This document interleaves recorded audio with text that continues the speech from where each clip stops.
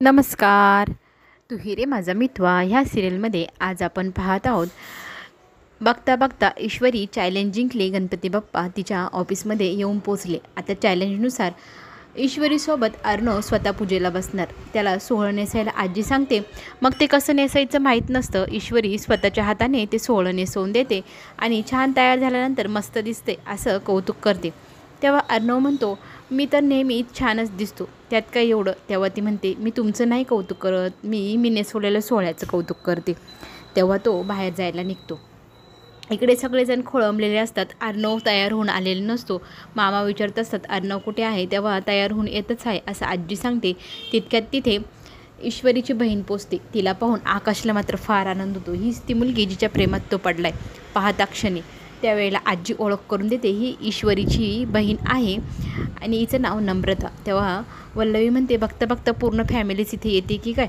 मग आजीसमोर अर्णव छान प्रकारे तयार होऊन येतो. आजी स्वतःचीच नजर नको लागायला माझ्या लेकराला म्हणून दृष्ट काढते आणि खरंच तू खूप छान दिसतोय असे म्हणते.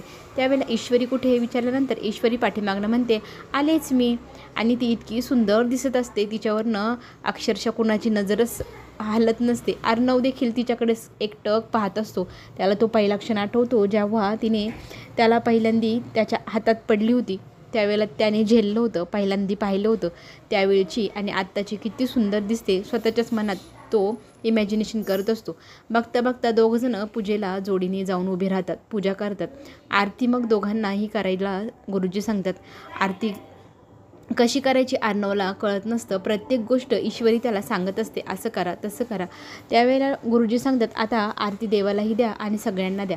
तेव्हा ईश्वरी सांगते, आरती हाताने कशी देवांना द्यायची आणि मग सगळ्यांनाही तुम्हीच द्या. आजीला खूप आवडेल तुम्ही जर सगळ्यांना आरती दिली तर.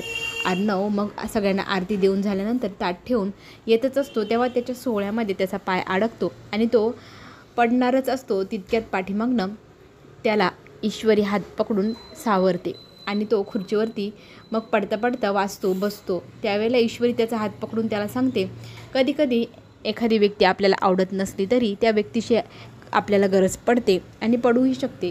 त्यामुळे प्रत्येकाशी चांगलं वागायला हवं की नको. त्यावेळेला तो हात सोडतो आणि पुन्हा पडणार असतो.